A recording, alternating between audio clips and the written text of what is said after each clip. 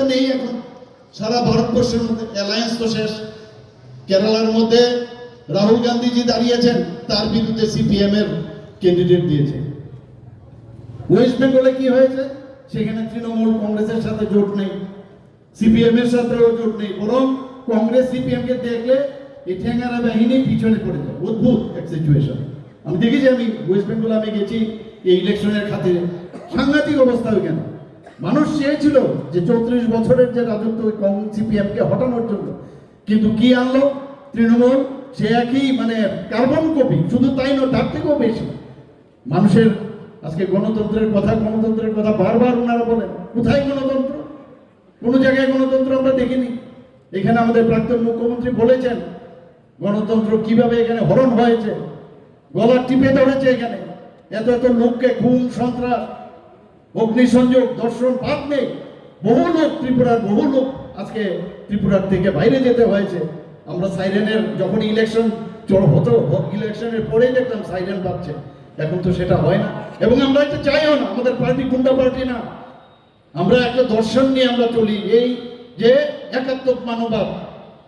আমরা একাত্মক মানববাদ নিয়ে চলি, সবাইকে নিয়ে আমরা চলতে হবে। আগে আমরা কি দেখেছি?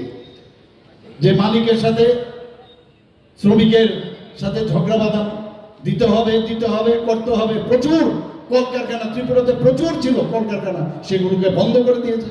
মাঝখানে এই যে নেতাগুলো, তাদের কেনে আঙ্গুল ফুলে কলা গাছ হয়ে গেছে। আমি নিজের চোখে দেখে, আমি নিজে বক্তব্যকে আমি দেখেছি। আজকে আমরা এক ত্রিপুরা শ্রেষ্ঠ ত্রিপুরা, লোকাল ফর ভোকালের কথা বলছি, তখন ছিল।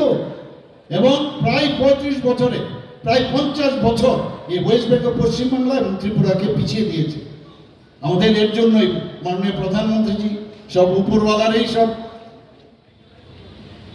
কারণেই সেটা সম্ভব হয়েছে যে আমরা যশস্বী প্রধানমন্ত্রী নরেন্দ্র মোদীজি বলছি। উনি কি বলছেন? উনি বলছেন যেটা আমাদের ফিলোসফি, যে সবাইকে নিয়ে আমাদের চলতে হবে। উনি দেশের কথা বলছেন। উনি কি বলছেন আমাদের? मैं चौकीदार हूं, অর্থাৎ কি? मैं किसी को खाने भी नहीं दूंगा, दूसरे को मैं खुद भी नहीं खाऊंगा, दूसरे को भी खाने नहीं दूंगा। এটা তো আমরা আগে দেখিনি। ইউপিএ গভর্নমেন্টের সময় স্ক্যাম স্ক্যাম স্ক্যাম। আমরা ভাবতাম বুঝি এই ধরনেরই বুঝি, সরকার বোধহয় যখন সরকারে যায় এইভাবেই চলবে। কিন্তু প্রধানমন্ত্রীজি এসে দেখিয়ে দিলেন যে স্ক্যাম ছাড়াও এই 10 বছরে একটা সরকার চালানো যায়, সেটাও উনি দেখিয়ে দিয়েছেন।